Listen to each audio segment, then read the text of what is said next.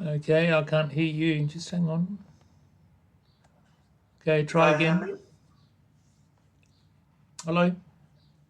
Hello, I can hear you. Can you hear me? Yeah, okay, I can hear you now. Yeah, that's good. Hi, how are you? This is my daughter, Cherish. Cherish. Hello, Cherish. So Okay. maybe Cherish can be the one that connects in then to my chip today. Yeah, she has a device with her. She has done the video. Ben asked us to do a video, so she's done that. She's just trying to send it to my email so I can send it to you guys on download it and send it to WhatsApp. Okay, that'll be good. Yeah. Okay. So is Cherish going to open up on her own device or? Yeah, she has a device here. Yeah. Okay, it's just that so she's going to join the Google Meet as well. Just say Okay. there could be interference between your two devices. That's all. I So will put her on mute, I guess. She can mute her mic. I don't know if that will affect it as well.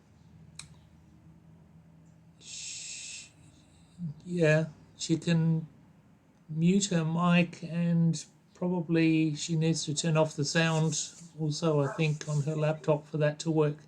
Anyway, she can do that. Yep, let's try it. Okay,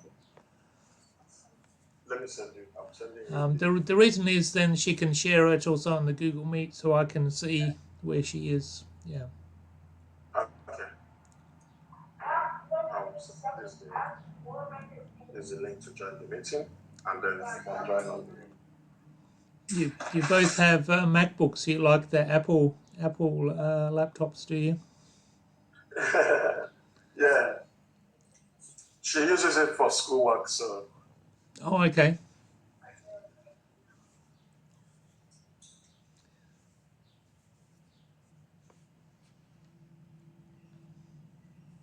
Sometimes especially the iPhones on Apple, have more restrictions than the Android. So um, when we do the text to voice, I think at the moment we need to create some new code so that it also works on iPhones.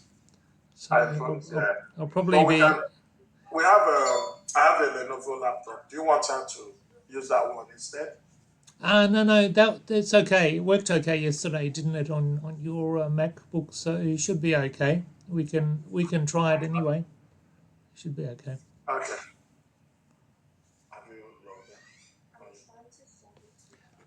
She should open Okay. up the Chrome browser though. Use the Chrome browser. Yeah, you have Chrome there.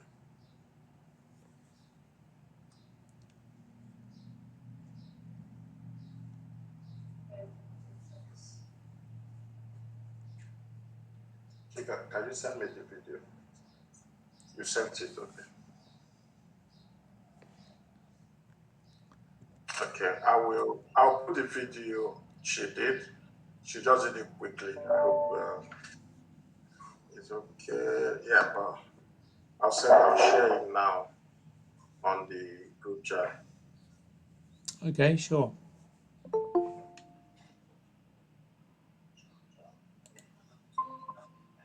Chat.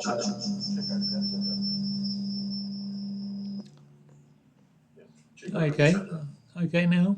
Yeah. All right, we can still hear each other. That's good. Yeah. Okay, that's working. All right, I think I've received your video. Let's have a look. Did I? I just sent it now. Okay. I think Ben sent something. Yeah, he sent a PDF of the time tunnel. Okay, we did a there was an event in Penang just last week on Saturday about 9 days ago. Yeah. And it was the Institute of Engineers in Malaysia, in Penang, and they did a technology time tunnel to sort of show what was happening from the past to the present, and they invited us to put a stand there as well. So, in fact, there was a student there. We know his father Iqbal for quite a few years. He does security systems in Penang, and his son is 11 years old, Irfan. And Irfan was doing most of the talking and presenting there. Actually, he was quite active. So when he heard the chief minister was coming, he prepared. And when the chief minister came, he went out and got him and said, "Please come to my stand," you know. And so he took him over there and showed him everything. And I think the chief minister spent most of the more time at his stand than other stands actually as well. So Yeah. he was really keen. But the chief minister came near the end of the day, so I think he had a lot of practice as well on what he was doing and saying. So the practice is good. I'll just quickly have a look at that video since it's only about 1 minute long. Let me have a look. Okay. Okay. Yeah, we can use this one. Just having a look. Yeah. I have a Bluetooth, so you can't hear it. Okay.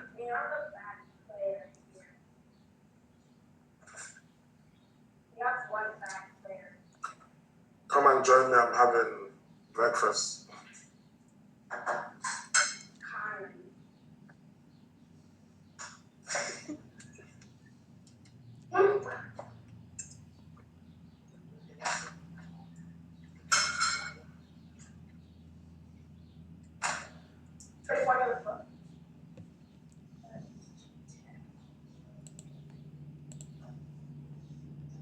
Yeah, I know, I saw it.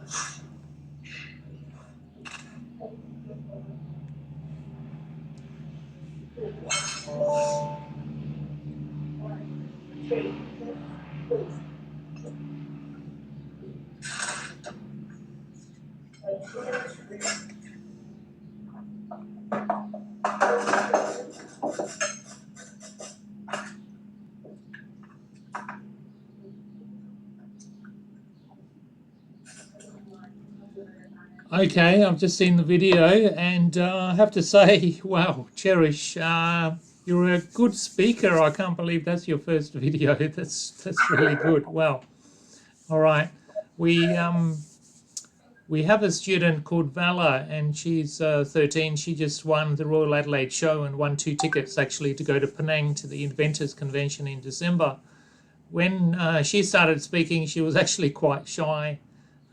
But she came to the Royal show, and after a few days, then she sort of opened out a bit more. But you're speaking even better than what she was to start with. So, wow, that's really good. With even more practice, I think you'll be able to become a presenter and also help others, I think, as well. So that's really good. Okay. We've got Peng joined us as well. Hi, Peng. Yeah. How are you doing? Good. I saw the video. It's a very good video. Oh, thank you. Yeah, that's. I was just That's my telling them that Cherish is a better speaker even on the first video than Vala was. Don't think Vala was that good on her first video, so it's pretty good. I think it's a matter of her experience in making apps already. Yeah, because of the experience, she can relate to what she can see now and before. You see, That's right. I mean, if she can express that by pointing at the screen, yeah, words. If you support it with the screen, there is no more question. Seeing is believing, right? So Cherish, if you can do that later on, all this needs refinement. Just like how you learned ABC is the same. You make mistakes, you write it again, and until you get it right. So this is a small steps of refinement later on. I mean, others will give you more feedback, you know, and make it really impactful, because this is to do with time, and time equal to money. Yeah, you agree with this, right? Everybody is short of time, in a rush, right?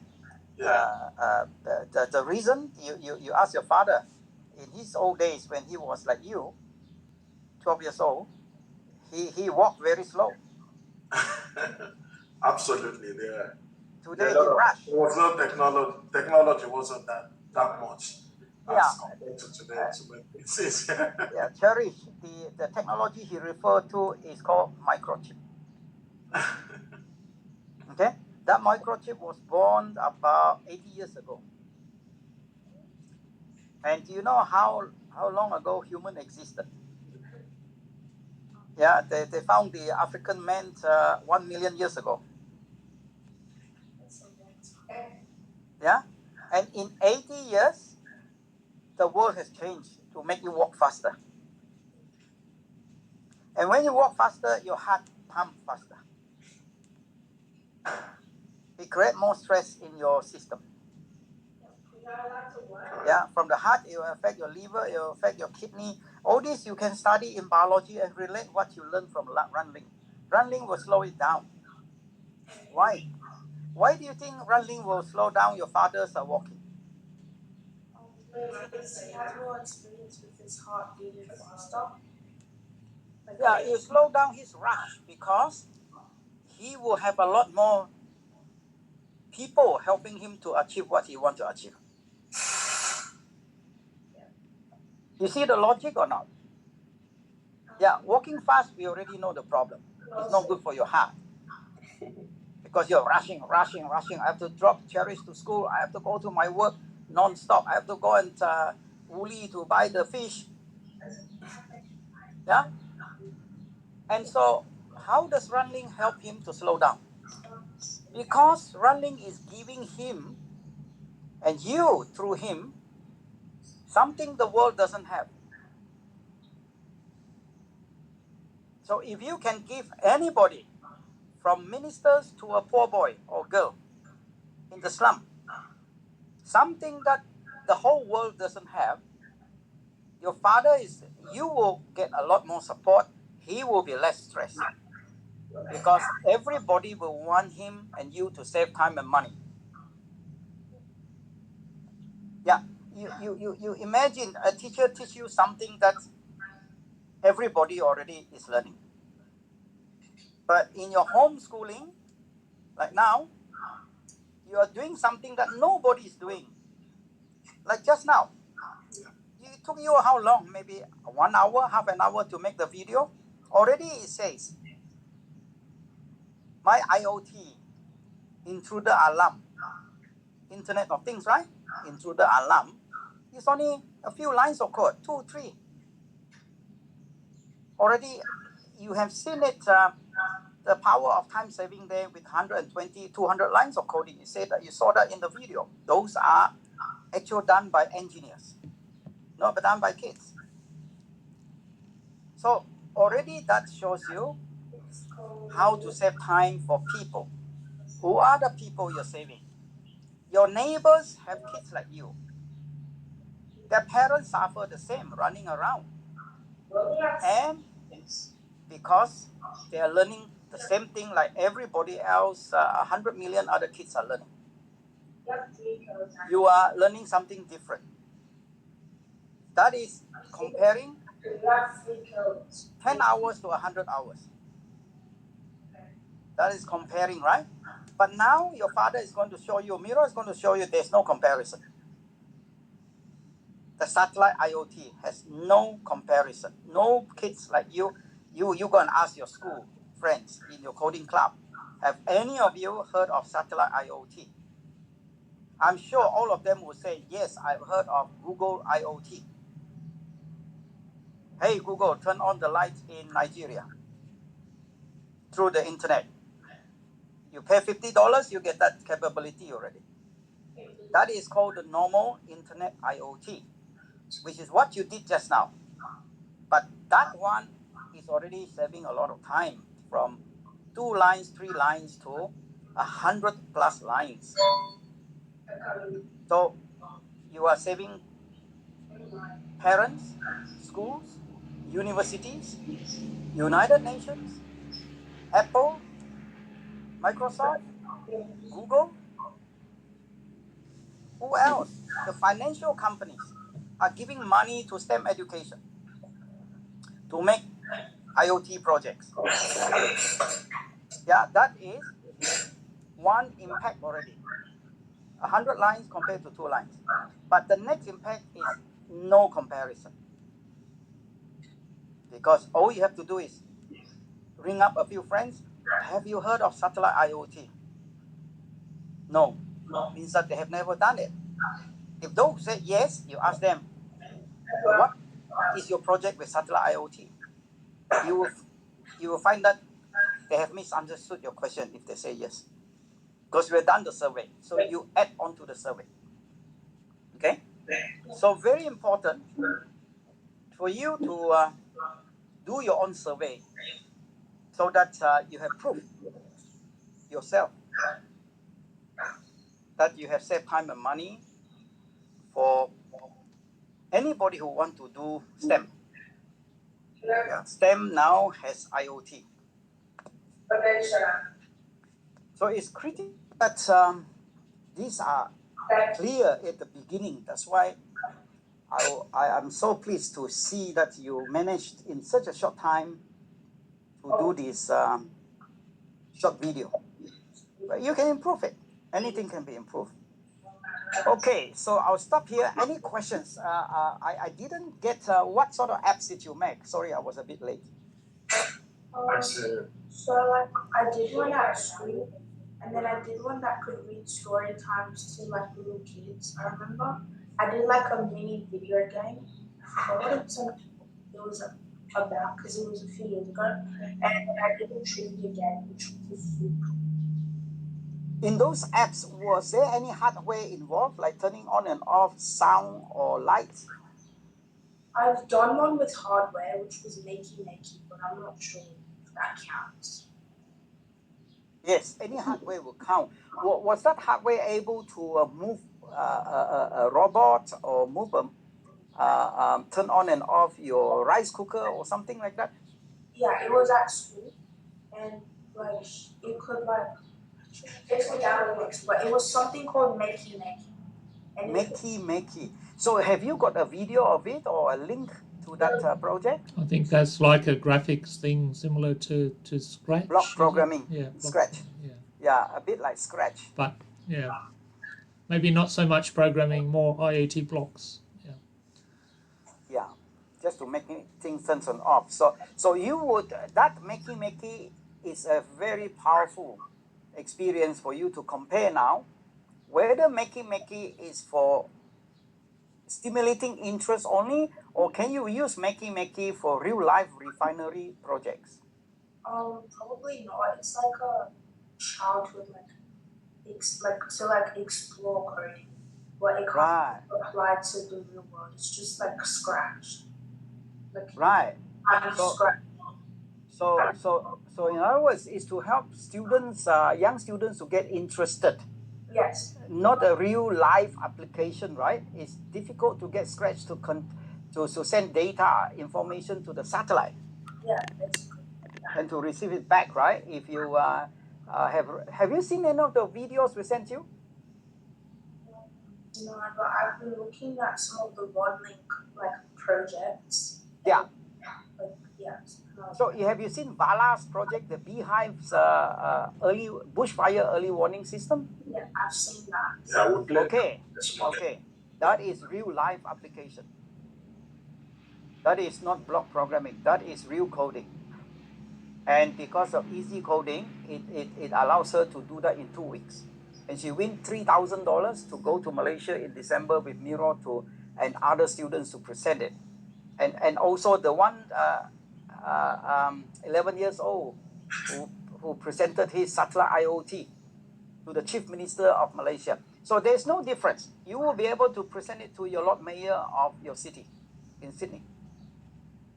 And all these city councils always have an education interest. They all support students' project. Like 11-year-old Michael Zhang easily make an appointment before I and him went to Paris to present. 11-year-old boy, and we presented first to the Lord Mayor so that the Lord Mayor can make a video to say greetings to our conference. So if you want your Lord Mayor to do a greetings to your school, she will do it. Greetings, kids. You know, or make a greetings message for Vala's conference in Malaysia. She will play it there. It's that easy. So you just have to think about how do you team building with the Lord Mayor, with Vala, with Irfan, 11-year-old boy, with Alex. Remember, you see the video are in stages. It goes from primary school to secondary school to university, and then to industry. Because what Alex has done is for the pipe project to determine whether the pipe is leaking or not. If it is carrying petroleum from offshore to onshore, and high velocity gas that they found from the offshore in the ocean, and he then used satellite IoT to tell the engineers whether there is a leak in the pipe, because there are many joints in a long pipe of 20 kilometers from the ocean, right? And so they have to send people out there to check, and using pen and paper to write down, to record it. Now they put a pressure sensor. The satellite will keep them informed of the change in the pressure. If there's a leak, just like your tire pressure, it will reduce. To come down. And Peng actually knows about that because he used to fly in a helicopter and go out there and actually check with a pen and paper. I used to work for Shell. Because, Shell, my friend went to, I think, Lagos or somewhere also for Shell in Nigeria. So we went there for training. But I went to Holland and England for training. My friend went to Nigeria, Shell. So we used to do the same thing because you need a turbine jet engine like the aeroplane to push the petroleum and the gas. And it has to go fast because there's so long pipe, right? So when it go fast, it causes vibration to the pipes. It shakes. It has a little vibration that causes the loosening of the bolts. Then you develop leaks into your joint of the pipes. So unless we go out there, and now environmental damage, you'll be paying tens of millions of dollars. Yeah. So it's costing them hundreds of thousands of dollars to check the pipes regularly. I have to use helicopter. Each flight is $10,000 because I cannot take boat. Boat is too slow and it makes me sick in the ocean. So they have to fly me out there with my team to do the work.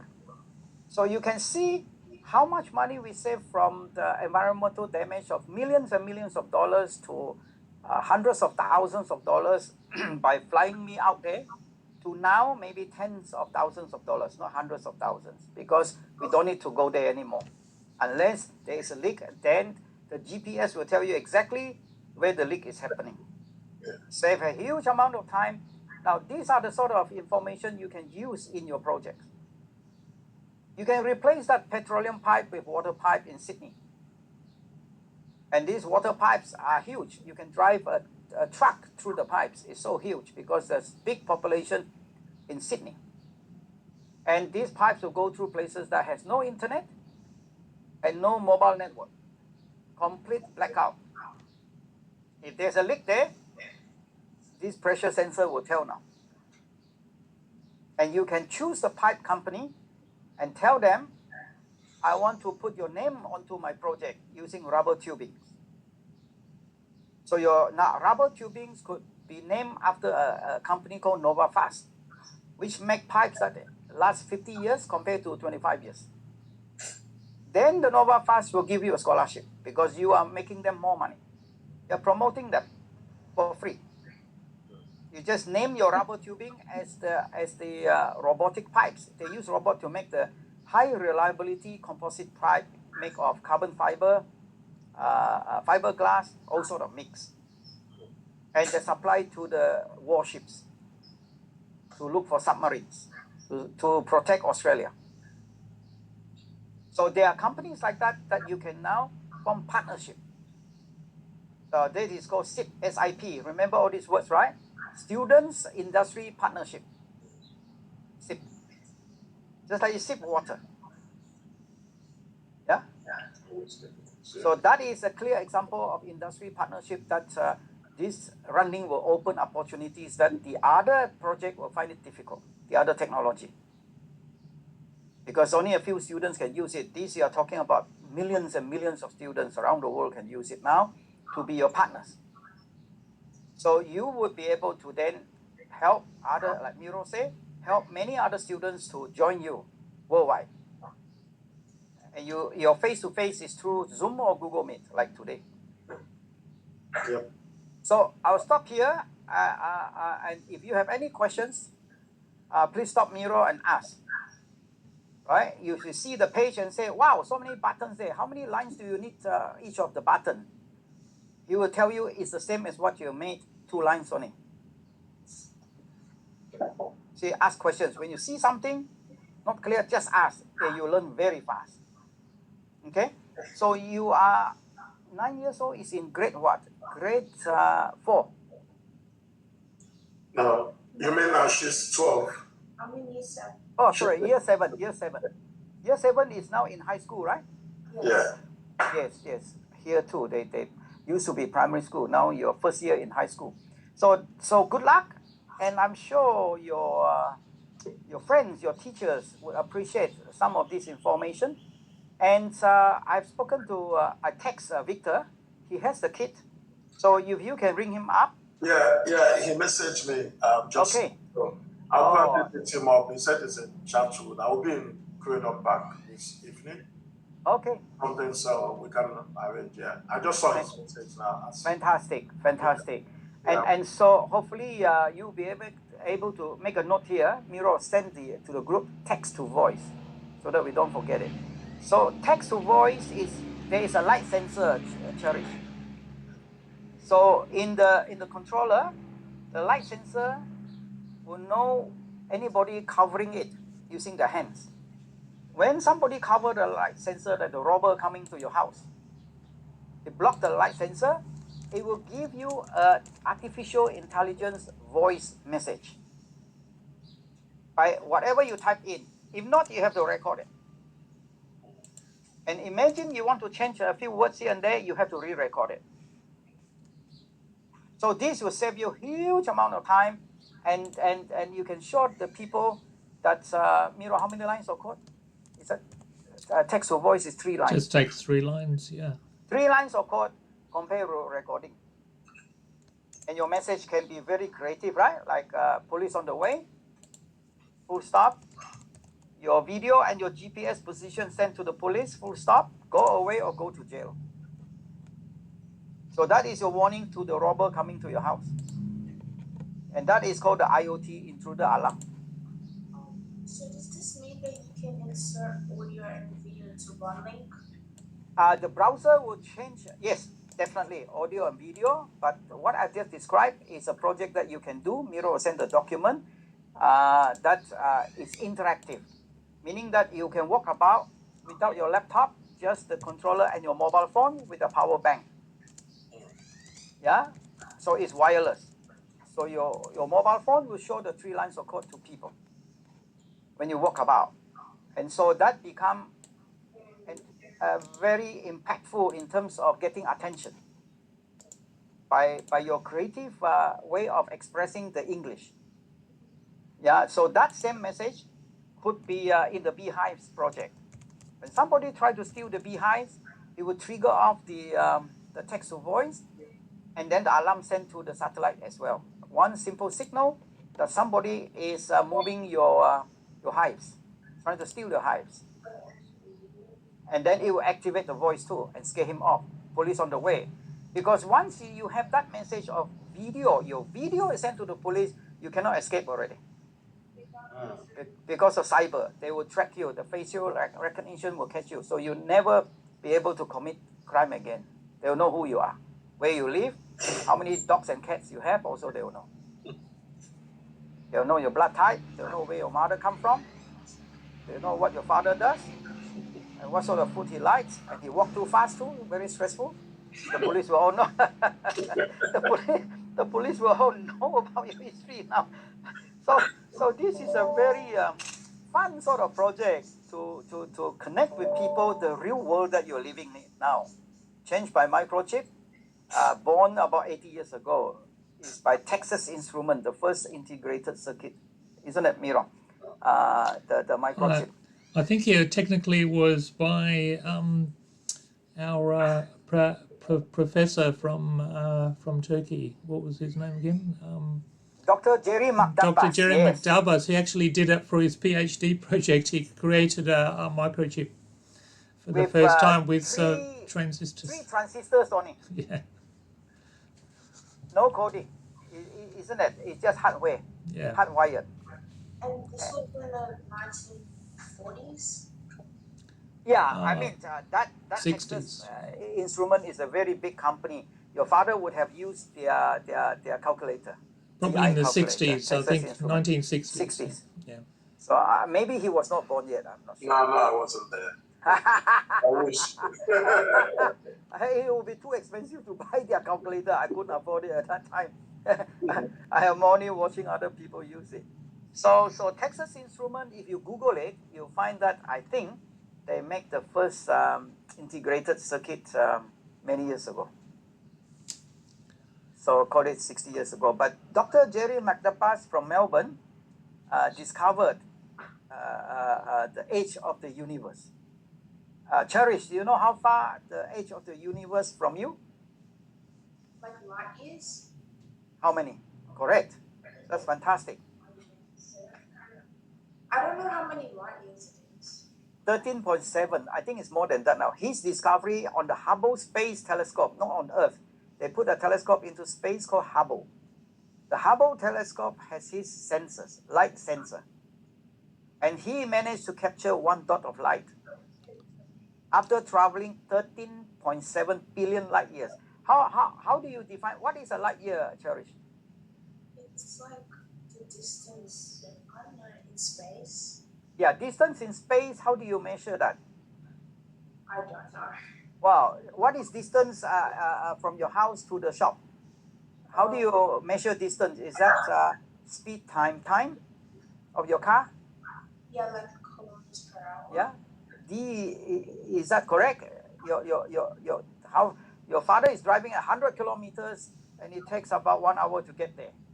I think distance should be speed over time, so it should be distance per time, right?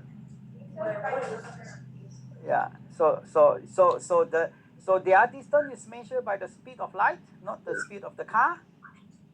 So speed of light. A light year is actually a distance, and the distance is how far at the speed of light the light can travel in space in a vacuum after 1 year. So how far will it travel in 1 year? So at the speed of light. That's the distance. Also, I think it's also called an astronomical unit. Is it 1.3 times 10 raised to the power 6 meters per second? Yeah, that's the speed, and after 1 year traveling that fast, how far it goes. Yeah. So convert 1 year to seconds. Yeah. So have you got a ruler that long? So this man was our judge, and he met us just like I met your father and you, completely by accident. Well, I only met your father yesterday. So we met this man, and just like that, and he told us he supplied to NASA his light sensor. It's called photonics. The field of study is called light photonics, as he can measure and see whether you have cancer cells or not using light, using refraction, using physics. So he shine the light into your cell, you'll see the different color refracted. And the different color will determine whether you have cancer or not in that cell. So he can go into the low level cell, he can go into the very far distance by his light sensor. So light is very important subject in what we do in communication now. Yeah. So it's good that you know light year. Now you can study a bit more, Google it. You find that 13.7 billion light years is a very, very long distance from the age of the universe. You know, you will pass by many stars along the way. And his sensor managed to, it's almost like he has a camera, able to take a picture of a dot of light after 13.7 billion light years. You know, so your camera has to have very high speed, just like your phone camera at the moment maybe about 50 pictures per second, and the police radar camera maybe about 500 pictures per second, in order to see how fast you go. And then his camera to catch the dot of light is how many pictures per second? Cherish. A dot of light. Yeah, it's moving so fast, so your camera has to open and close very, very fast to catch that image. So your mobile phone camera is 50 pictures per second. It open and close, and then your what do you call, your police radar camera is about 500 pictures per second. What do you think his camera is to capture the dot of light coming so fast and so far away? Probably like 3 times 10 raised to the power 8 meters per second. Yeah. How many million pictures per second? It's about pictures per second. You know, you have to open and close so many times, so fast, the shutter, they call it. Yeah, you know, if you know how the camera works, right? It open and close in order to capture the light. So his camera, he told us, is about 500 million pictures per second. So from 50 to 500 to 500 million pictures per second. Can you imagine this man is so clever? But today, you have something that he would appreciate, because nobody has connected students 12 years old to satellite. And you will be one of the 100 students. At the moment, it's less than 10. So be one of the first 100 students to connect to satellite in the world, whole world. And your father will know what to do with your story. He will go and reach out to his friend called Mr. Damkote. Yeah, he's important in this project. So he can send 100 satellites up into space for Africa, maybe 1,000. He got lots of money. He's a billionaire. He's the richest man in Africa. He's worth 15 billion US dollars. So he would make a lot more money if he sends satellites up there. So Cherish, you can make a rich man richer.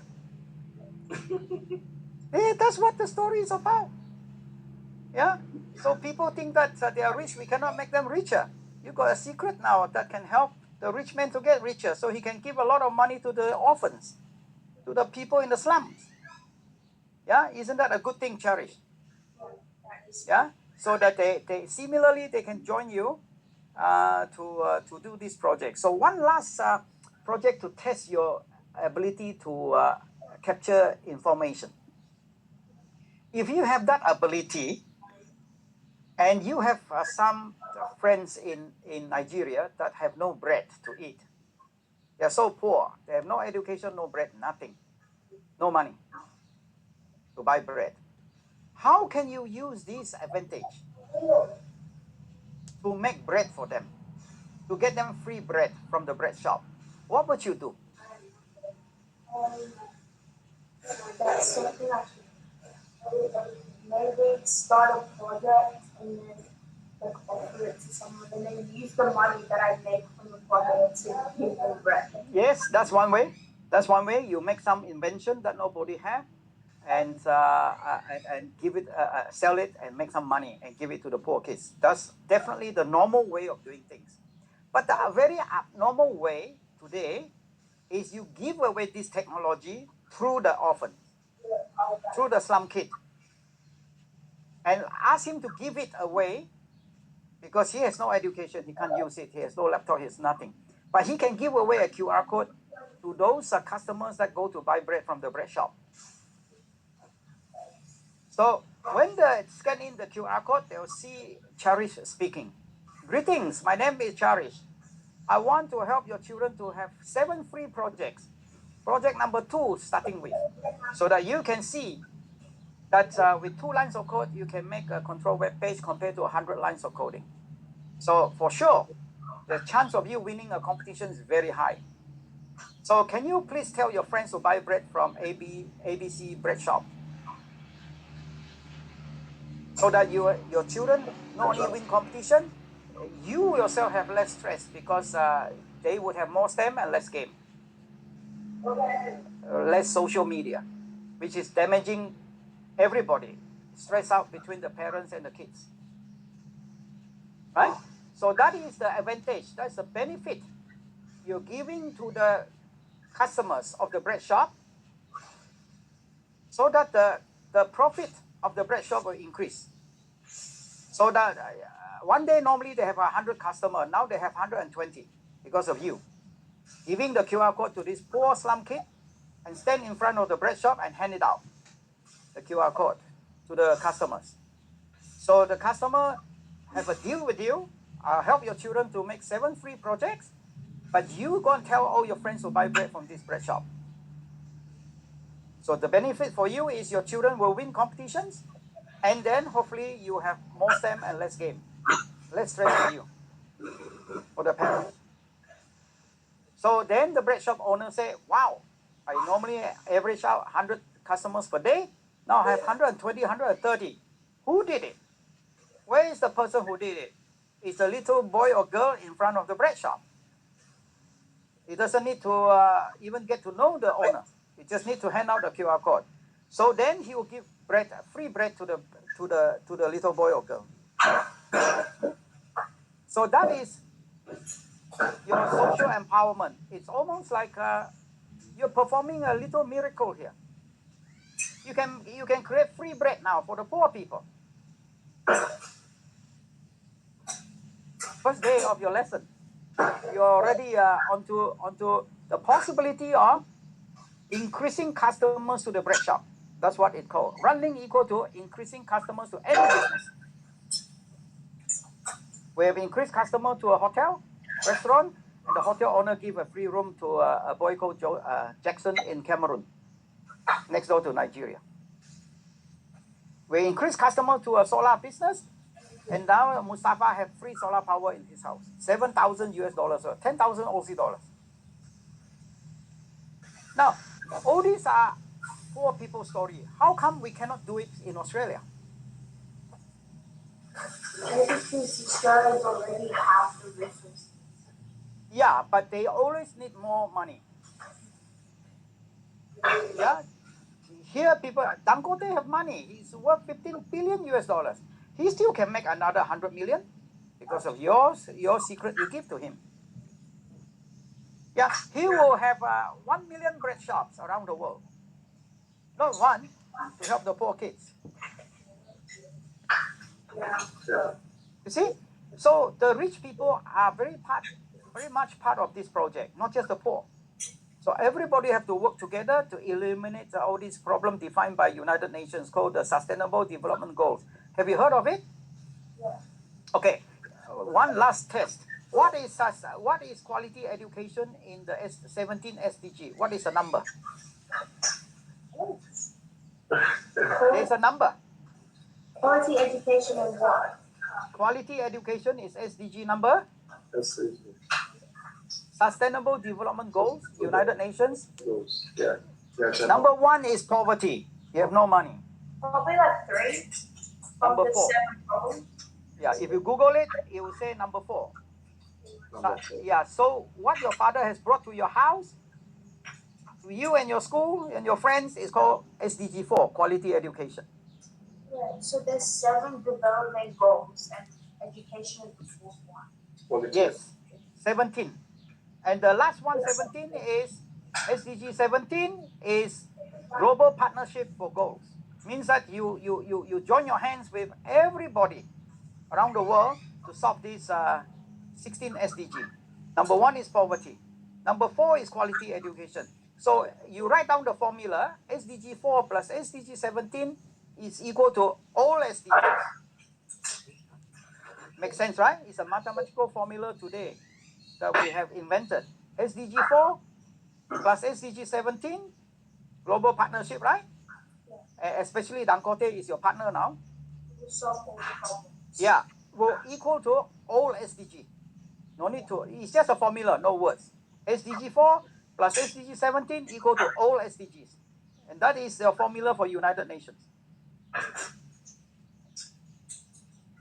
Makes sense. And with this, it makes sense, right? With this technology, I think you have zero poverty because you can get free bread.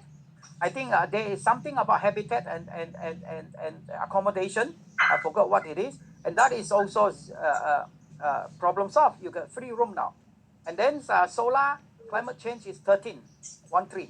SDG 13 is climate change. So we have free solar power now.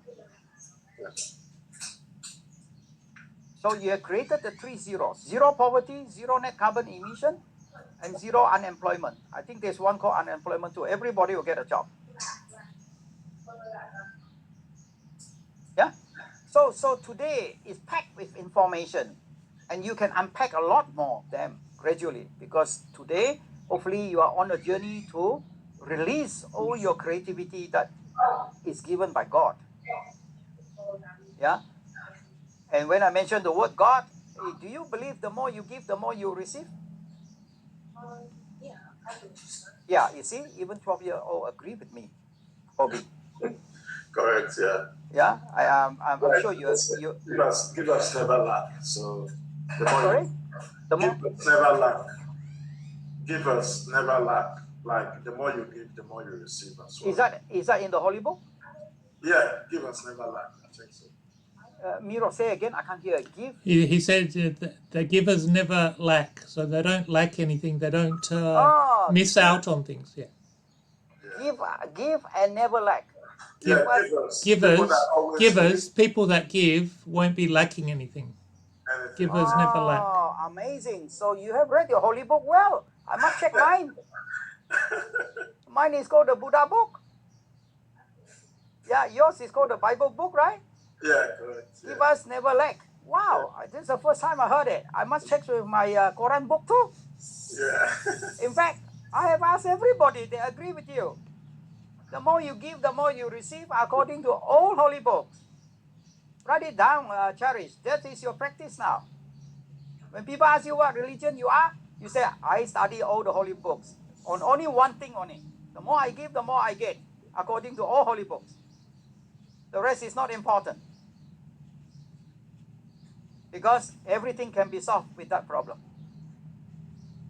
With that formula. The more I give, the more I receive, according to all holy books. Yeah? So your creativity is God-given. The more creativity you give to other people, teach them how to use their creativity, you will have no problem of poverty, or employment, or quality education. All of them will have it. Yeah. What problem have you got in terms of climate change? Already little kids doing satellite IoT. So the final conclusion is, write it down. Cherish, today you are on track to democratize space. Students democratize space is your movement.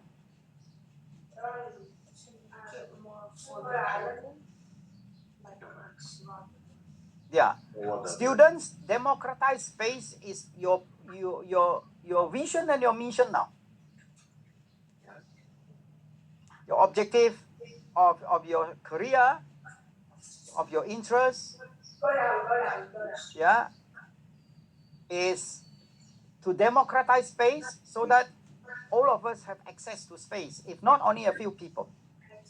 And most people will end up as slaves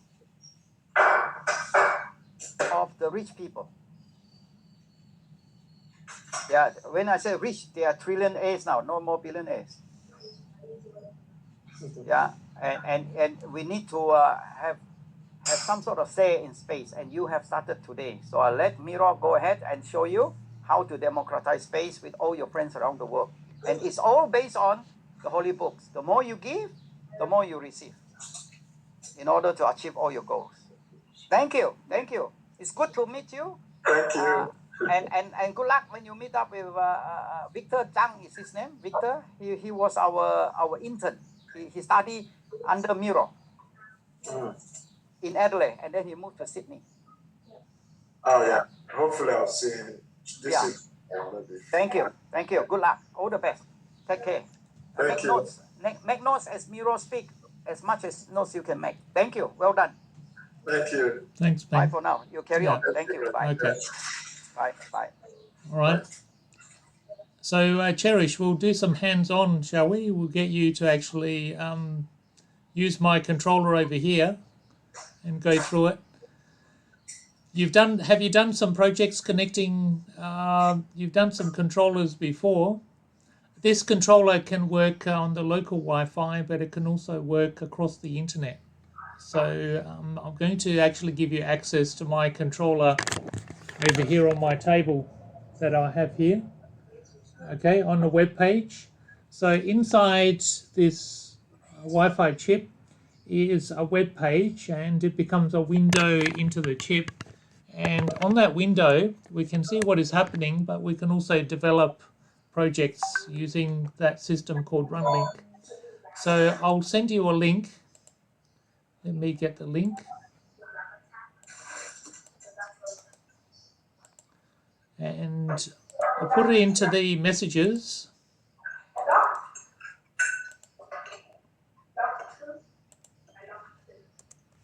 Let me just make sure.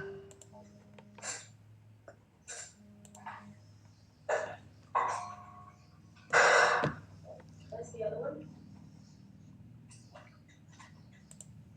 What's the other one?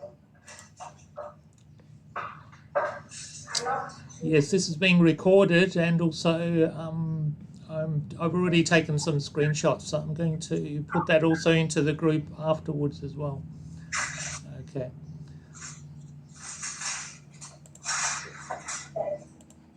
Okay, that looks correct. So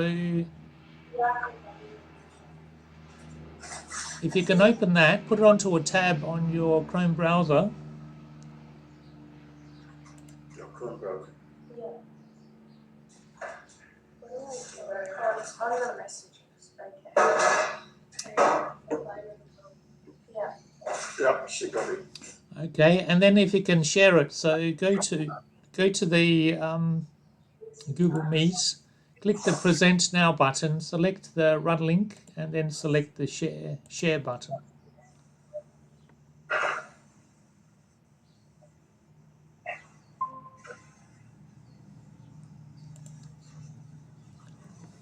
Okay, I've got it. That's good.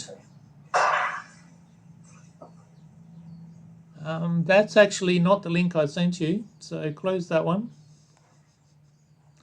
The link I sent you is on the messages. Go to the Google Meet and just click on the messages, the chat box, chat with everyone on the Google Meet. So the one that you've opened is the runlinc online, which I think is the runlinc that you used for the online projects, the free projects. But the link I've sent you is actually from inside my Wi-Fi chip. So it's a window into this chip, into this exact chip. The runlinc online can be connected to chips later too, but it's designed so that it can run without the chip. Did you find that one? Wait, can you send it? Can you see the link in the messages? I accidentally left, so could you please resend it? Oh, okay.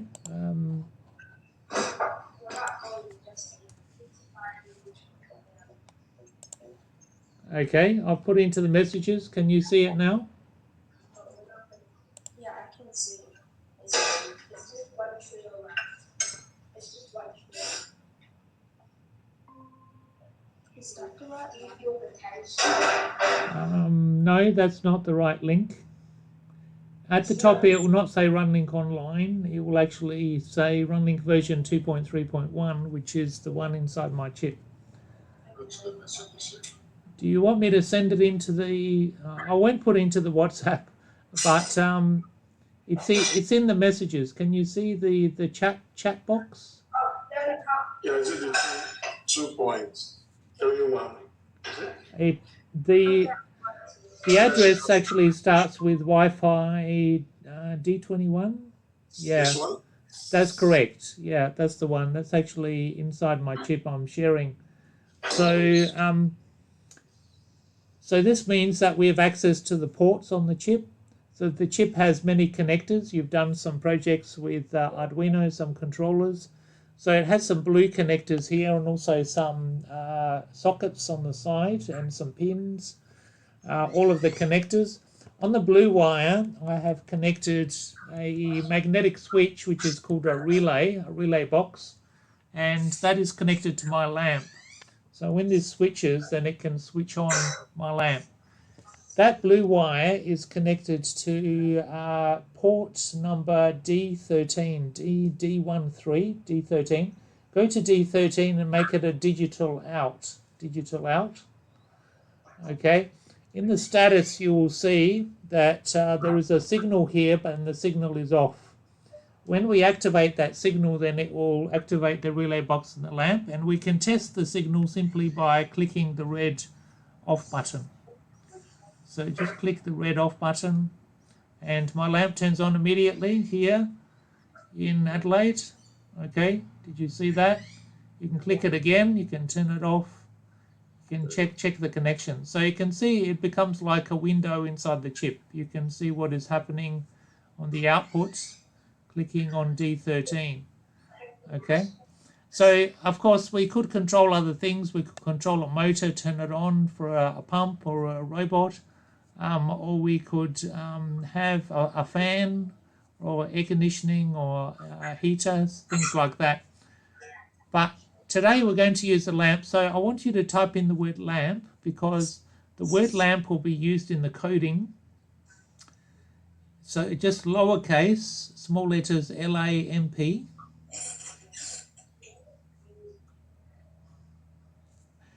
Okay, just use the word lamp, LAMP, and only one word, because this word is a variable. So you know in mathematics you have a variable, x equals 2, y equals 14. Okay, it can just be one word, and also in the coding you can't have two words as a variable. So the word lamp now can be used in the coding, and it connects to D13. Okay, this is an output on off. Okay, I also have here a sensor, and the sensor measures the light level. So the voltage which it outputs here changes with depending on how much light there is. It's connected to D33. So go to D33 and select analog in. A voltage is an analog signal. So we're inputting a voltage and we're changing it to digital. So it becomes analog to digital. So do you know what the word digital means? The word digital? It is technology, but do you know what the word digit means? Digit? What's a digit? A number. Okay, so digital literally means made of numbers. So the technology we use, the microcontrollers, all have to use numbers. It all processes numbers. So it turns the voltage into a number, analog to digital. So you see the number 43. If I cover my hand now on that sensor, it becomes darker. The number goes up. Can you see that on the web page? On the runlinc web page? If I uncover it, then it goes down on the web page. Okay, So we can see the minimum number, and if I cover it, you can see the maximum, it goes up as well. This could be a temperature sensor, it could be a soil moisture sensor, it could be a wind speed, could be many types of sensor. Many sensors actually just have a voltage output. So we can just use the analog in for many sensors. Okay, so just put in the word sensor, lowercase sensor, into there, and sensor, that's good. Okay, I'm going to give you some code, and what we're going to do is when we cover the sensor, if it goes over 80, so that means the threshold, the limit actually we set would be 80. So if we cover the sensor, if it goes over 80, we want it to activate and turn on the lamp. Otherwise, turn it off. So maybe it's a robber, an intruder at night, it turns on the lamp. So let me send you the code for that. I've got some code, I just want you to put it in. Okay, of course, if we were doing a workshop, then I would get you to carefully go line by line, type it in, but let's give you a few lines of code on in the messages. I want you to copy it into the box, which is the last box, the JavaScript loop coding box. So copy all of it and put it into the last box, the one that says loop. Loop, the fourth box down. Yeah, the loop box. Loop, you know what a loop is? You've done some coding before. A loop means that it repeats. It goes around and it repeats. Yeah, so you can see the code. It says if we measure the sensor, analog in sensor, greater than 80, then it says turn on the lamp. And then you see a line of code. It's got speech synthesis using intruder alert. So this text, the text intruder alert, will be turned into an AI voice, which will speak on your browser. Or else, if I uncover the sensor not greater than 80, then it will turn off the speech and the lamp. Yeah. So how do we activate the code? Go to the top and click the run code box. Run code near the stop code, the red stop code. Do you see the red stop code? Click the run code. That's it. Okay. So if you scroll down back to the sensor, if I cover the sensor now, the code says if it goes above 80, then it will turn on the lamp. So I've covered the sensor. The lamp is turned on. Okay. If I uncover the sensor, you'll see. Uncover the sensor, the lamp turns off. Okay. Okay, so try it again. Cover the sensor and uncover the sensor. You might have done similar coding before, but now you've done the coding on a web page, which is inside the chip. I think she has a question. Yeah, go on. How come, sorry? We didn't say intruder alert. You didn't say intruder alert. Is the sound turned on your laptop? Oh, okay. It says it. Yeah, it's turned on. The speaker's turned on. Okay, I'll try again. Okay, I did. You can hear it? Yeah. Okay, I think I can hear it too. I'll uncover it. Okay. All right, so it is literally just text to voice, any text that you put in there. So in fact, what I'll do is I'll get you to change the text. Change the text, whatever you want to do. Welcome home, cherish, something like that, whatever you wish. It's like, I don't know, we're away now.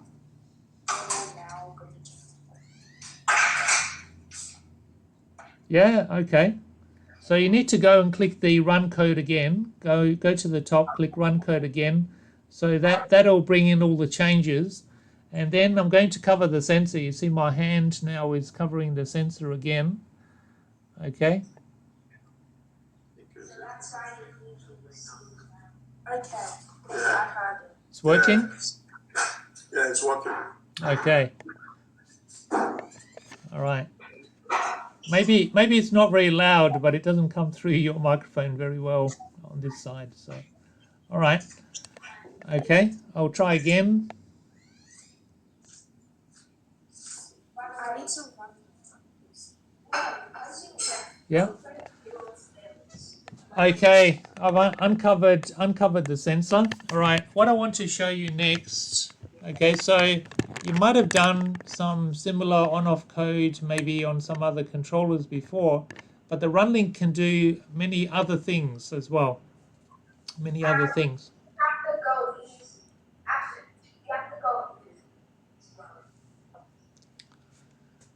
Sorry?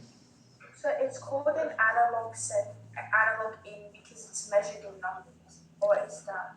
It's called analog in because it is a voltage on the sensor. The sensor actually outputs the voltage to send to the chip. So a voltage is an analog signal. So the analog signal is coming in, and then the chip converts the analog signal into a number. So it uses analog to digital. Okay. All right. So I want to show you the next step. We have a few steps here, about four different steps I want to show you. So the next one I want to show you is how runlinc can actually make your own control panel, like your own web page. And on that web page, you can control things like buttons, or you can put video streaming, or you can have voice on there. You can do graphs and many things. But we said before that it only takes 2 lines of code to do on-off button. One line for on button, one for off button. Let me send you some code. You can have a look at that too. How it creates a web page and the on-off buttons. I'm putting that into the messages. Okay, so if you can copy that into the HTML box. By the way, the language that we are using, the JavaScript, is the native language of the browser. So that is why we use JavaScript, because of the native language. Any other language, we will need to install some sort of apps or possibly drivers into the device. But because it is a native language of the browser, it means that any browser, even the phone browser, can actually run this. Or if you use a Chrome operating system or Linux or anything like that, the browsers actually understand JavaScript. They also understand HTML. I was going to ask something quickly. So if you run a Python script here, it's not going to. You have to install it. You have to install Python first onto your device, and then run the installed Python, don't you? If you run Python, yeah. Sure. Yeah.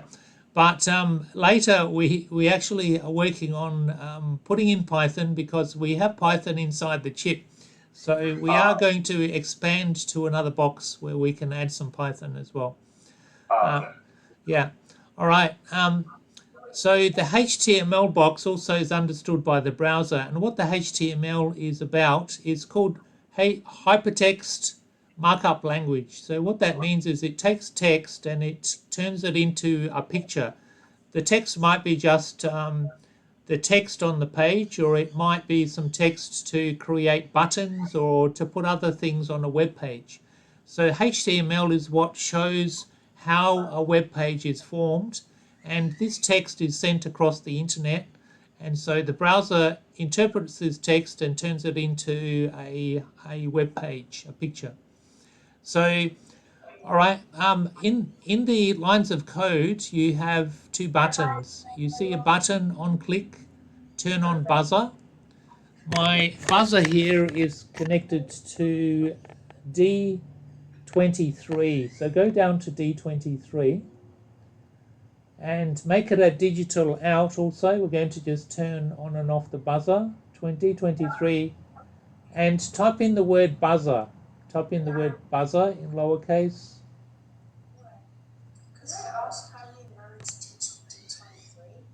Because I have plugged it in here, on this kit we can plug in, these are actually standard Arduino sensors, so you can see there's just like 3 pins. We do have like sockets on here, so you can put in pins like for using extension wires, but we designed it so that the 3 pins can also just plug directly just in to reduce the number of wires. So this connector here that I plugged it into, it has the number 23 that goes to the chip. So it's D23, yeah. So, sorry? It's a...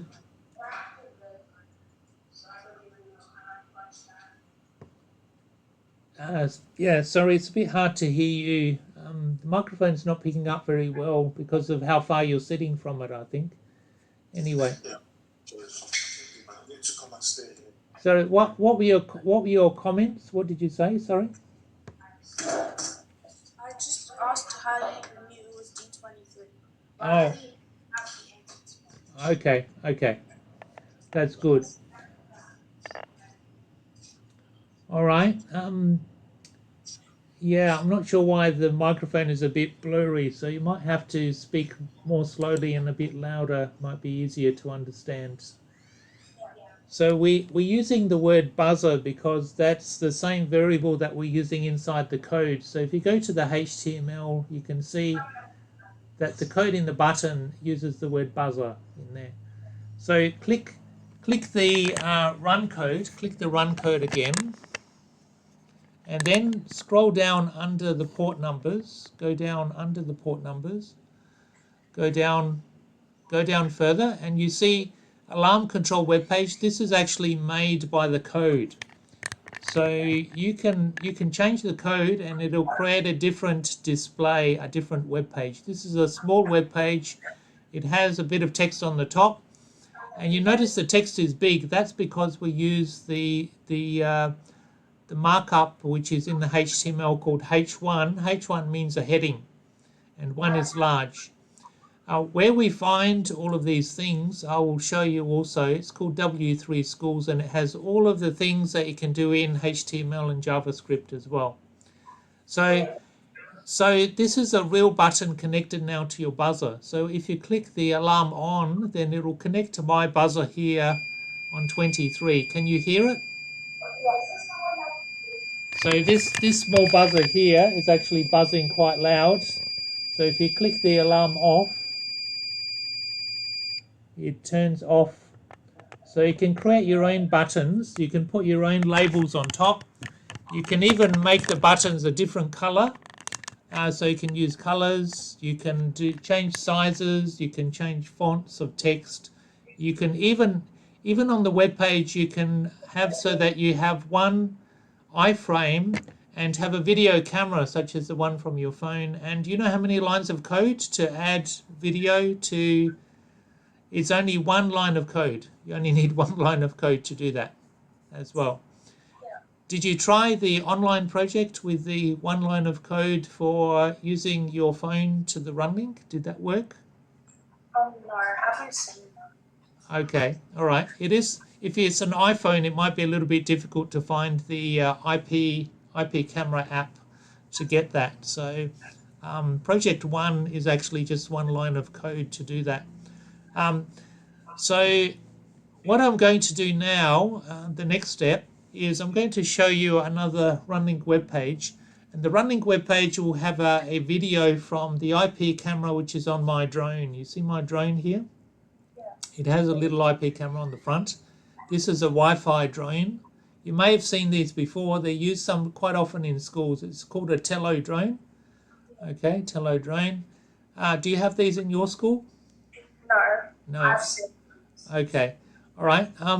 It also has a sensor. The reason we use these is because it is a Wi-Fi drone. So if we connect this to the same network as the chip, then the chip can get the camera and put it onto the web page. It can also get the sensor for the height and put a number, like how many centimeters high is it, and also can do a graph of the height as well.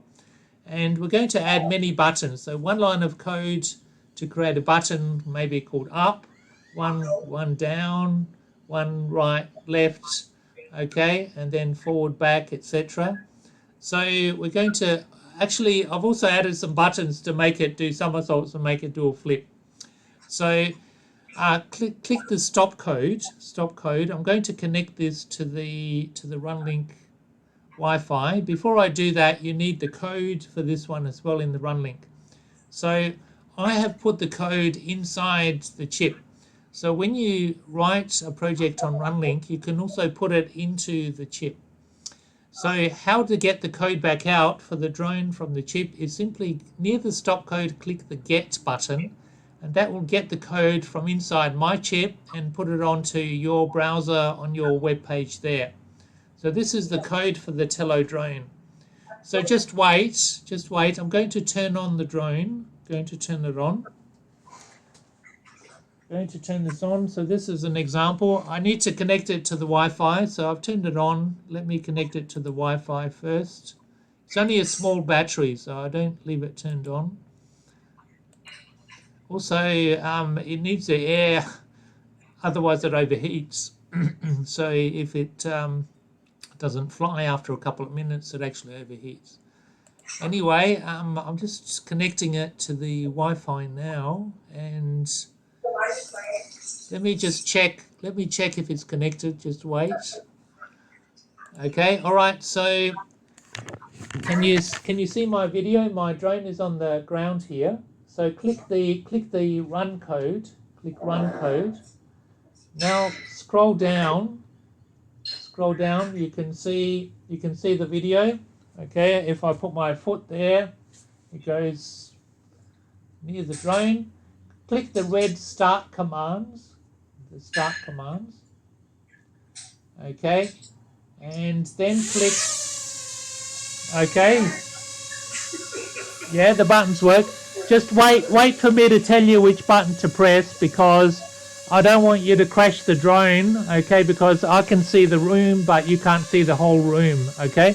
I can wave to the drone, okay, you can see the centimeters, 73 centimeters on the graph. Click the up button, click up, okay, and you'll see centimeters go up. It's now 88 centimeters.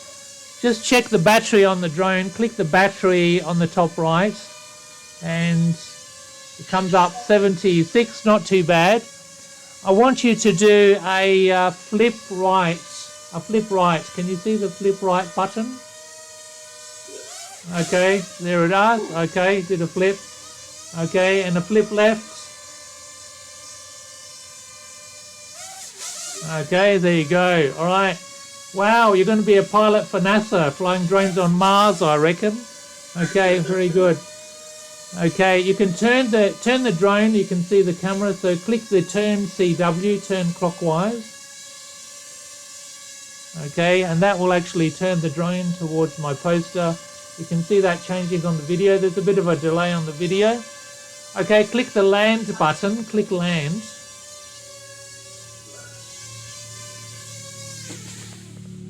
Okay, and just wait. I'm just going to now activate the code automatically. When I cover the sensor, when it's greater than 80, so I'm going to cover the sensor greater than 80, the lamp will turn on, and then automatically the drone will be sent by the runlinc. The runlinc will send it commands to go up, to take a video, to send to the police. So watching my hand, so I'm covering the sensor.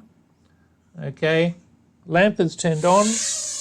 You can hear the voice, sending security drone. Okay, it's going up. Okay, and it will turn to find the intruder. I think it'll stop probably at me as well. It's going clockwise, anti-clockwise. Okay, it stopped at me. I'm going to say goodbye drone. I'm going to run away because the police are going to come.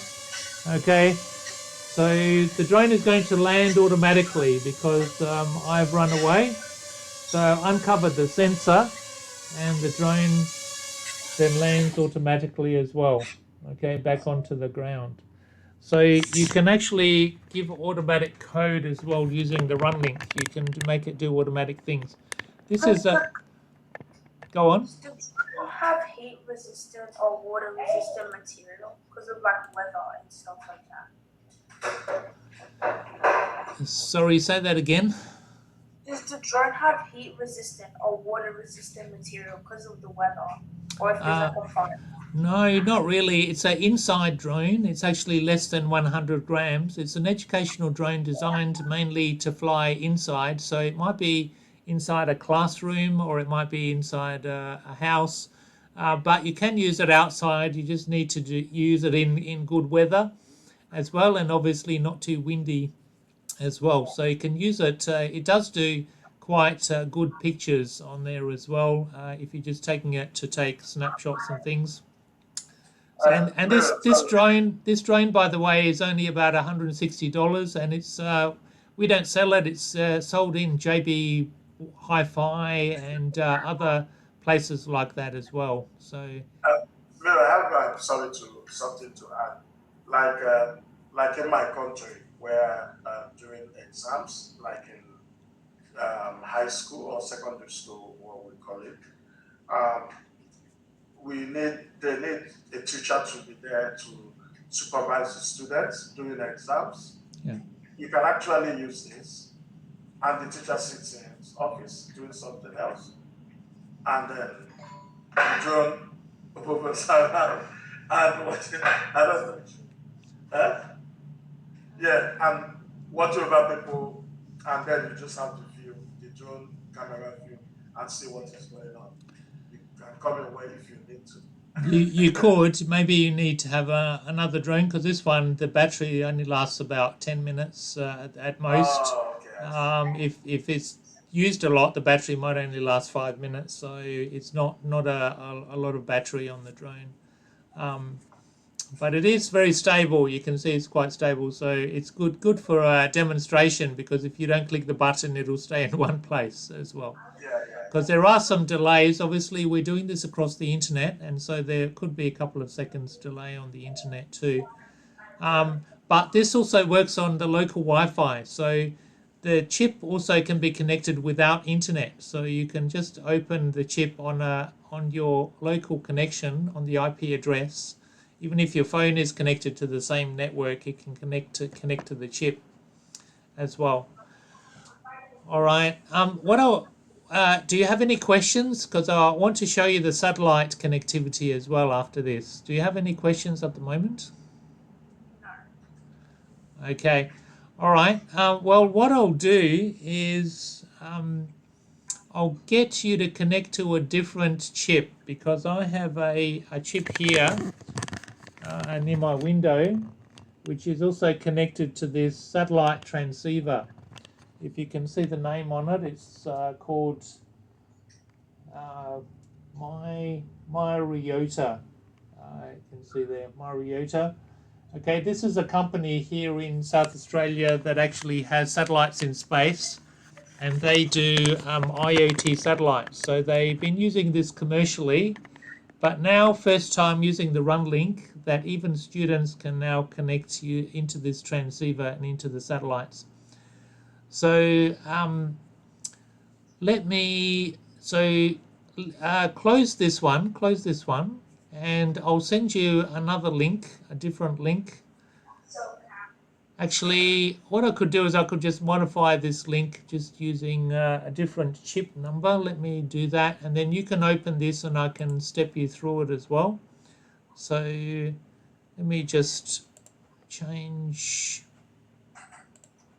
the settings here. I'm using a service called PageKite. It's a free service that you can put an IP number onto the internet, and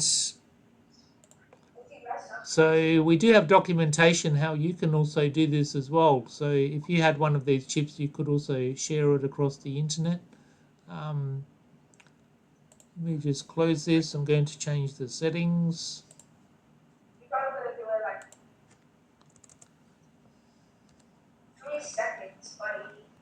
And just putting in the chip number, and activates the connection.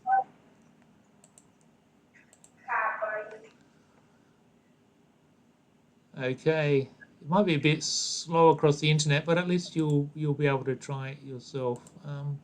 So I'm just saving that. I'm going to activate it.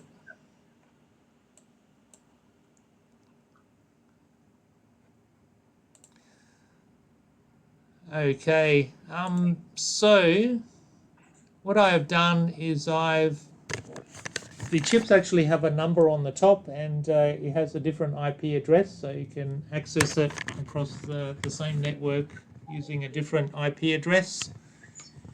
You'll learn about IP addresses as well. This is how packets of information get moved across on a network and also across the internet. So I have put that chip number here onto the same link though, so you can actually activate the same link, but it'll be this different chip. Do you want me to send the link again? Yes, please. Okay, let me just copy the link. I'll put it into the messages. Okay, there it is. So when you open this, then it'll go to this chip. We can also confirm it's this chip. I'll show you how. You can actually check that you're connected. Have you been able to open it? Yeah, I've opened. Okay. Oh wait, that's a different one. That's the online one. Yeah. I put the link again into the messages.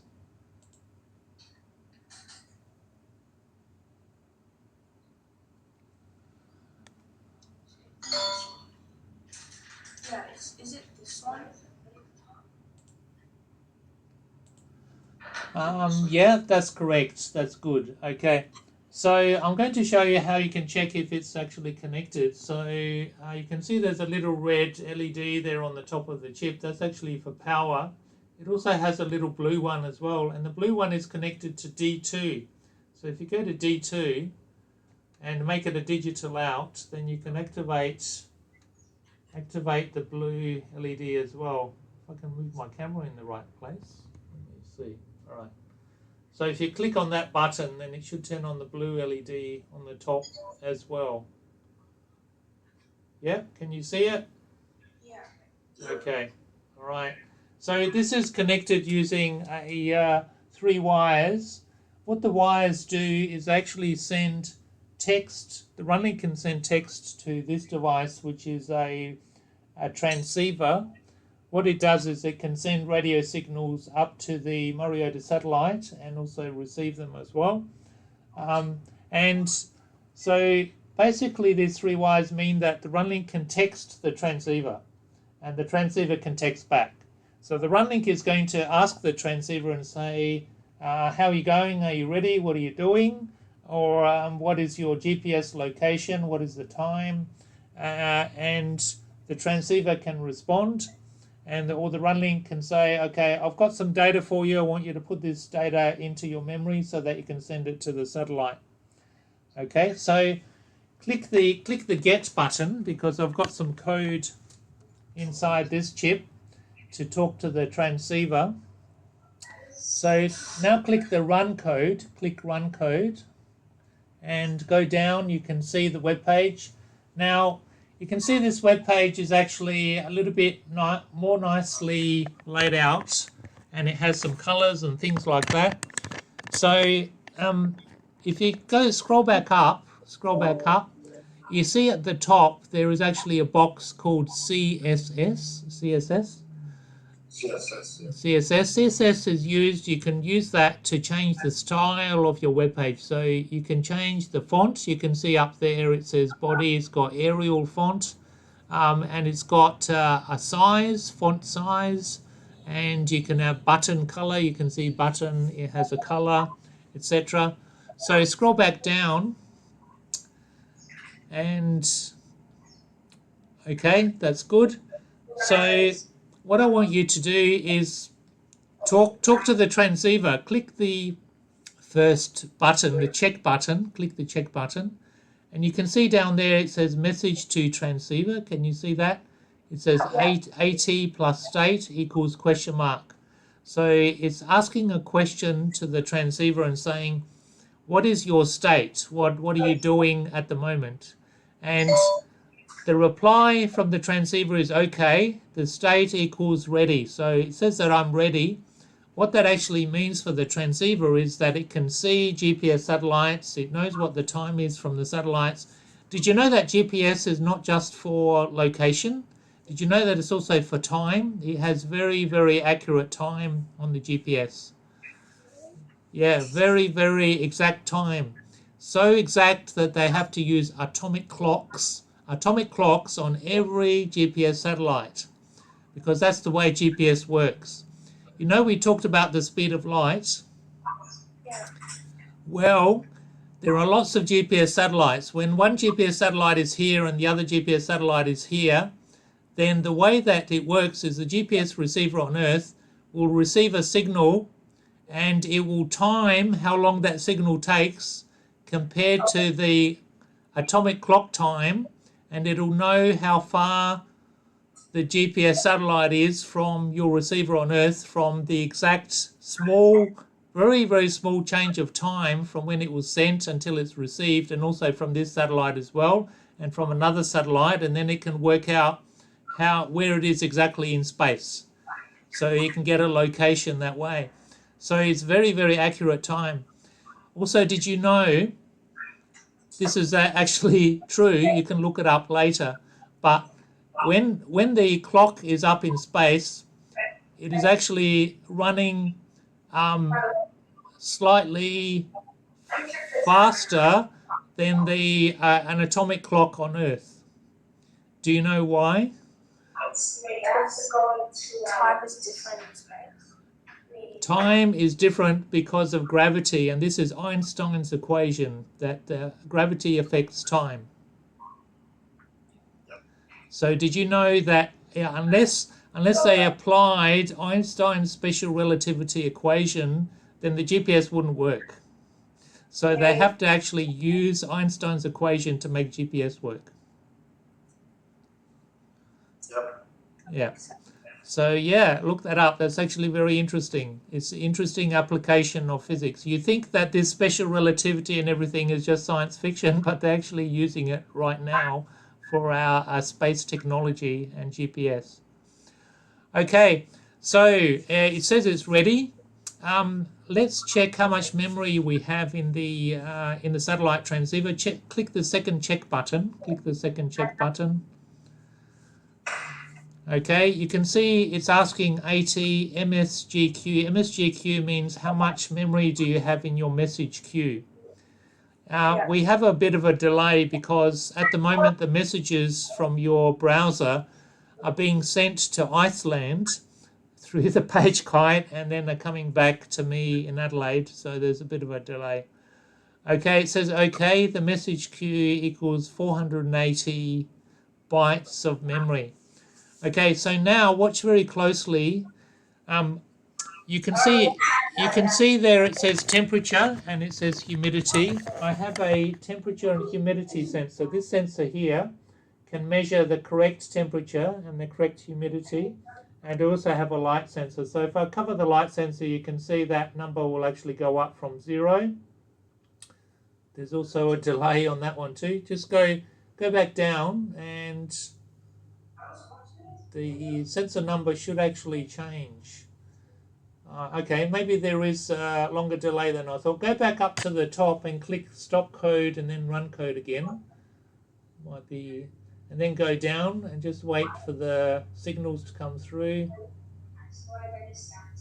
Okay, there is a bit of a delay. Okay, so let me put my hand on the sensor now, and yeah, you can see it going up from 0 to 11, 105. Uncover it again. Okay. Do you know a good way to get the humidity to go up? Do you know what humidity is? What's humidity? Like the water in the air. Yeah, it is the moisture in the air. So how do I put moisture into the air next to the blue humidity sensor? I'm going to actually go down there and I'm going to breathe on it very heavily, and the moisture in my mouth is going to push it up, hopefully from 55% humidity to a higher number. Let me try that.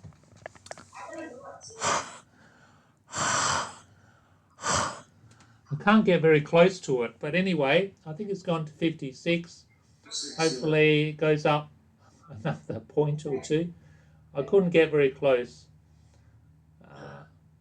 Anyway, all right. If it's really close, it actually shoots up quite a lot. Anyway, all right. Okay, so what we're going to do is if we have a weather station, then we're measuring things like temperature, humidity, light level, might be sunlight, etc. This is very necessary also for agriculture, crops, and whatever. So in the satellite is somewhere where we don't have a telephone network, we don't have a we just using this in a remote area so that we can get the sensor data and the farmer can get the information. Like with Vala, she was measuring the weight of the beehive and also the temperature and the humidity, and also if there maybe was some smoke for bushfires and things too, so that the farmer puts the beehive out a couple of 100 kilometers in the remote region where there's no telephone network. They can still measure whether they need to go out there and collect the honey or whether the bees are getting sick or things like that as well. So, all right, so what we're going to do is click the Send Now button. So watch very carefully. When you click the Send Now button, then it will ask for the time, the GPS position, and then it'll create a packet of data to send to the satellite. So click the Send Now button. Okay, you see it says AT time, question mark, AT location, question mark, and then it's going to try to get a packet, but it didn't get the GPS position. Okay, it has now. Okay, the time, does that look like a time to you? 17282, that's a really long number. No, that's actually a time format called Unix time, and this is very interesting. This Unix time is the same anywhere in the world and also in space because it is an exact point of time. It starts from 0 seconds in 1970 in London, and then it counts up 1 second every second from that exact time. Okay, so in London it's Greenwich Mean Time, and it will count up 1 second anywhere. So this means that the satellite has this exact timestamp. This is the same sort of timestamp that is used on GPS as well, but of course on the GPS it has many fractions of a second. How fast was the speed of light again? 500 million seconds. I don't know. 3 times. That should be 300 million. 200 million meters per second. Okay, 200 million. No, 300. 300 million meters. So if the GPS satellite took 1 second to receive, it would be 300 million meters, and that is 300. What's that? 300,000 kilometers. 300,000 kilometers is halfway to the moon. So it is very, very much faster than that. It's a very, very small fraction of a second. So anyway, click the Send Now button again. Click the Send Now button again. And this time it will add the GPS position and the time into a packet. How do we change Unix time, by the way, to a normal time? Well, we need to know where we are in the world, and remember that there are different time zones. So if you know the time zone, you can actually convert the Unix time into a year, a time, a date, and even down to the second. All right, so this big packet of data is actually going to be sent to the satellite. It's sitting in the satellite now. All right, now I'm going to show you what happens to this data. So if you can stop sharing, or actually, if you can open a new tab, it's even better if you do it. Open a new tab on your browser and type in myriota.com. I'm going to put the web page into the messages. myriota.com. If you put that into the tab, then it will open a web page from the Myriota Satellite company that have the satellites, and you can see what happens to the satellites. Can you see that there on your browser? Yeah. On the top of your browser, you should see a button saying share this tab instead. Can you click on that one? I can also see it. That's it. I can see it now too. Very good. So it gets the data for counting people or on the boats, the GPS position, the weather monitoring. It can track containers on trains, trucks, boats. It can measure the stress in the pipes. So this is all the satellites. When the satellite comes over, then it will get the data. Okay, it will get the data. Okay, so you can measure water levels, tanks, all sorts of things like that. And the satellite doesn't come regularly. It actually could be 15 minutes or it could be 4 hours until the satellite comes and then collects all the data. So once it's collected, it needs to be sent somewhere as well. And Myriota have allowed the user to send it to a web server. Do you know what a web server is? It's like a place filled with different like webs. Yeah, so it is a computer which is on the internet all the time, 24 hours a day. And if someone wants to access the web page, then they can access the web page. So we have a web server, obviously, for runlinc.com. And we've made it so that our web server can pick up the satellite data. So for free, you know how you have your own user account? So let me show you on my user account that I can pick up the satellite data because using my transceiver. So stop sharing, and I'm going to share the runlinc.com. Okay,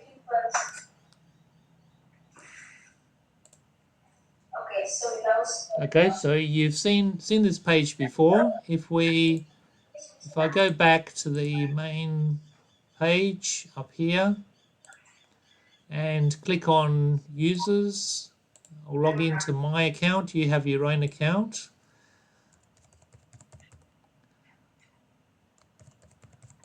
Then you can actually send it specially to Miro. So I can actually send to my user so that it's not to other users, but the satellite data will be sent to me.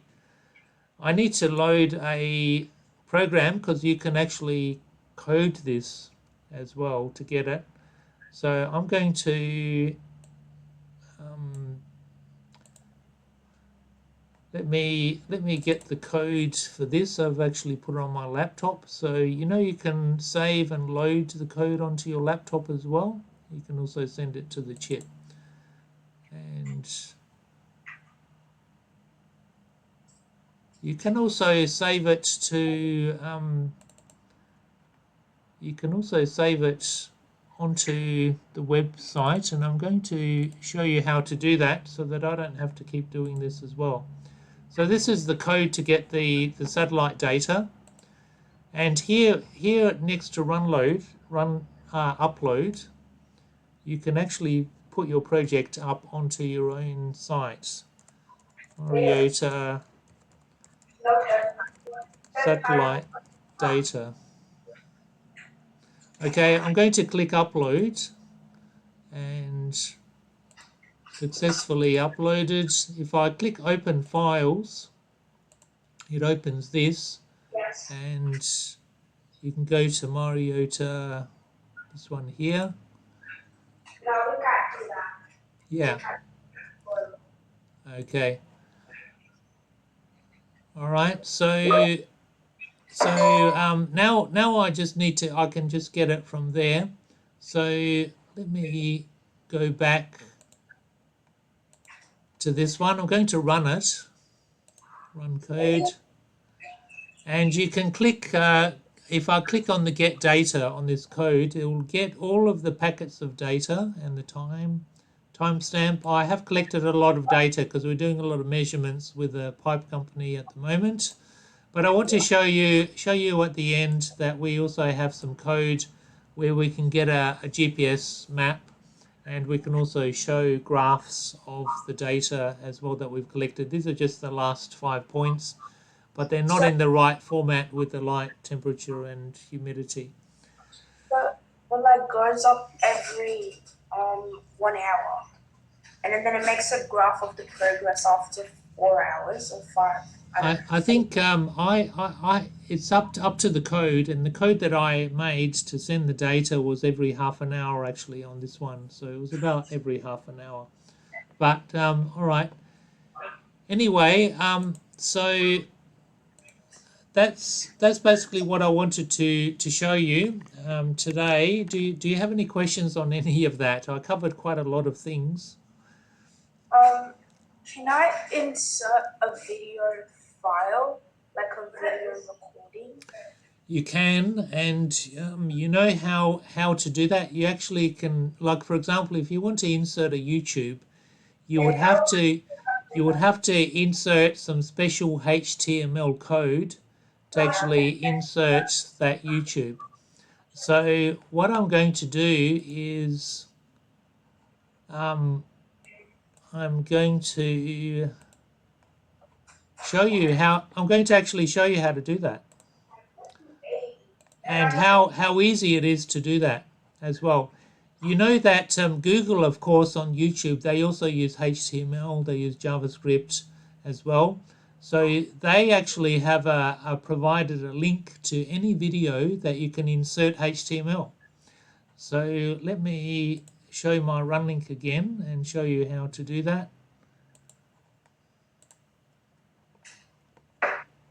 Okay, I have my runlinc open. I'm going to just reload that so that it's blank.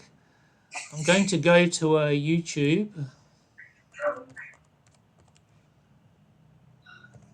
And I'm going to go, for example, to say Vala's project. I'm going to share that in a minute. Okay, and just go to the right page. Just hold on.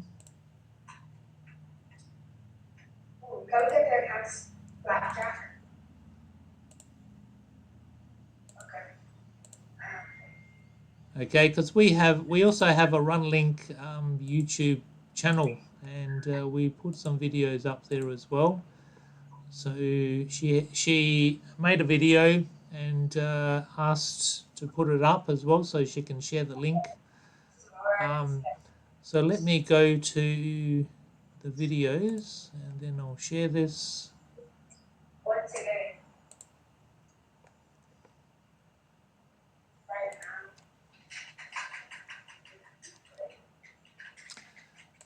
Okay, these are the videos on our YouTube channel.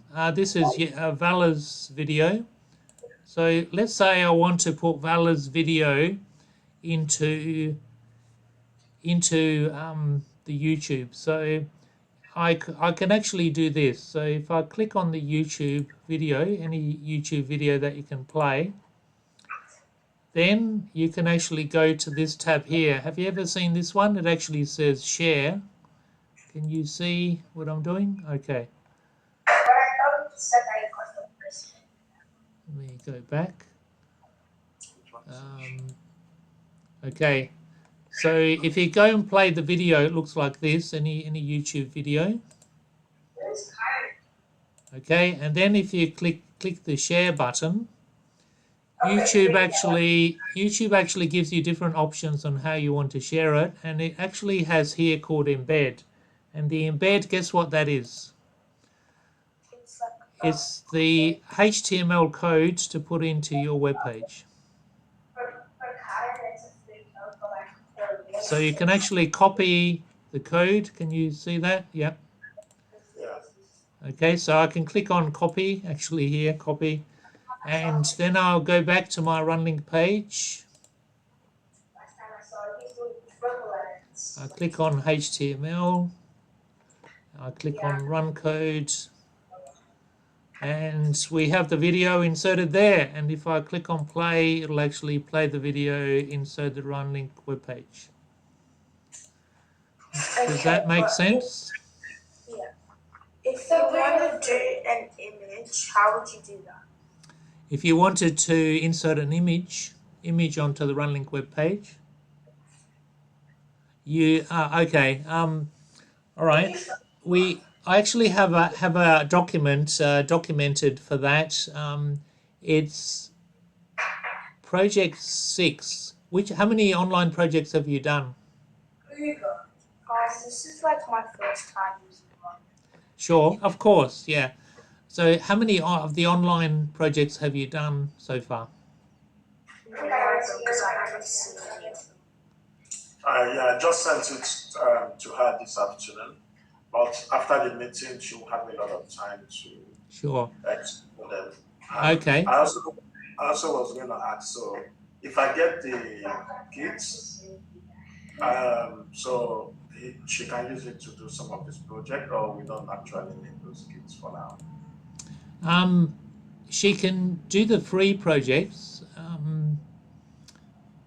So let me show you. These are the projects that you're doing at the moment. Online runlinc projects. I'm doing number 3.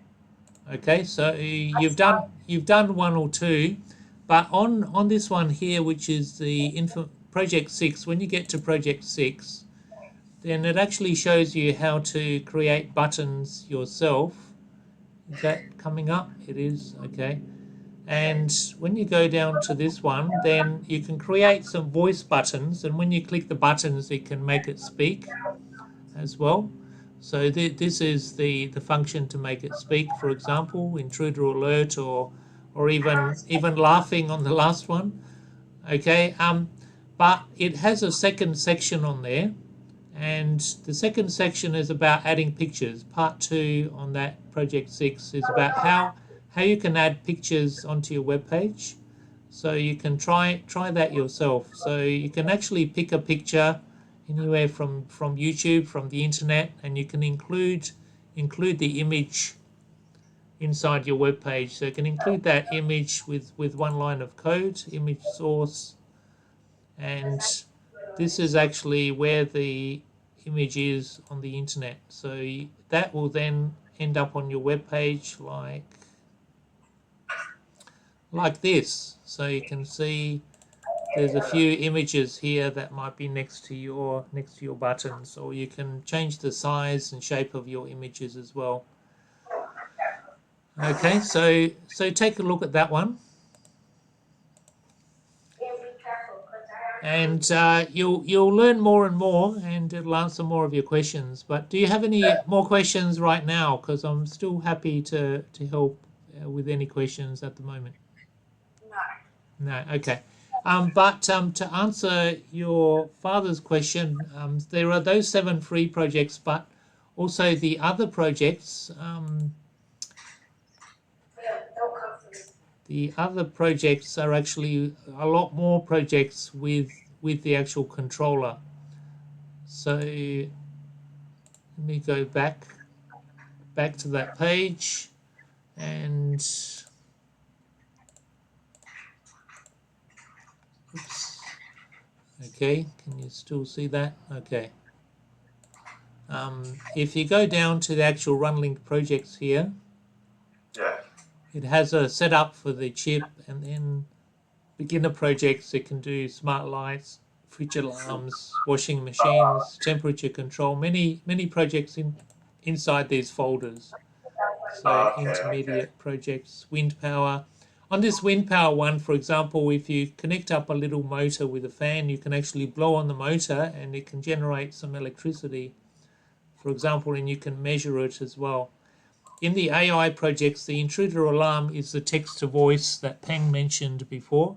So if you click on this PDF, then you can use the LED and and a light sensor, and when you block the light sensor, it will actually speak as well.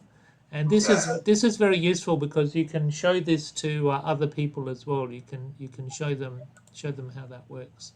At the moment, though, you can do voice buttons. So I believe that what's his name? Obie? Peng mentioned him.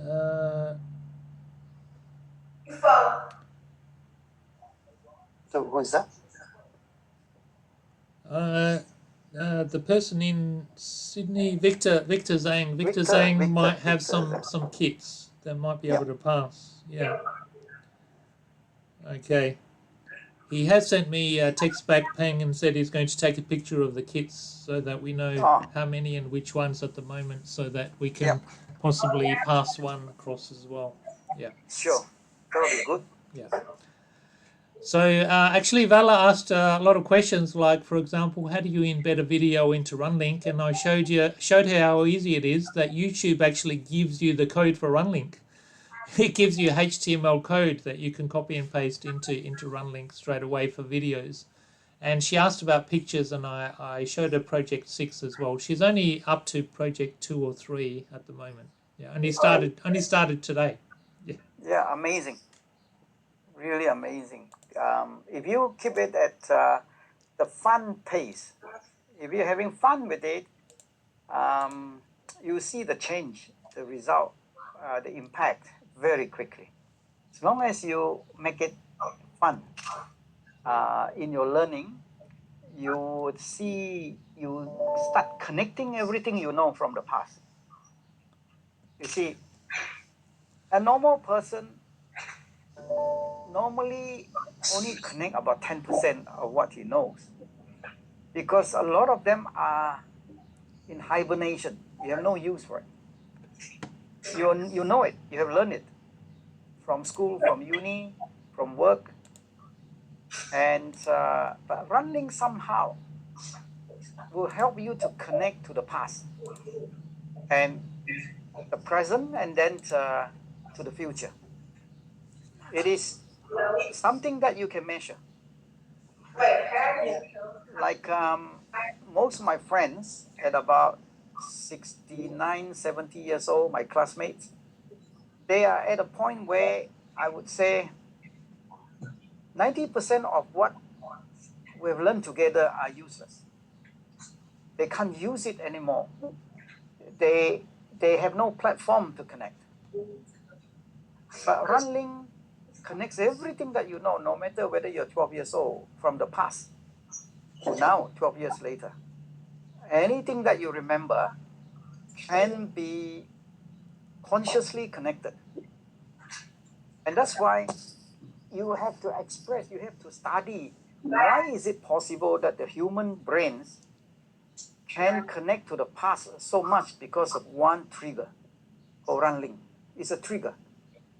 It triggers something in your system that help you to prepare for the present and the future.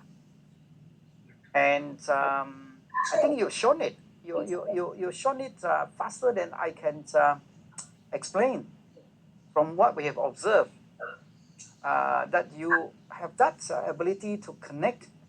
You see, when I said about light years, you know something about light years, but not 100%. You don't worry about that. You do not need 100% to connect to something, because automatically it will become 100%. So that is an example already. And most people do not know what is a light year.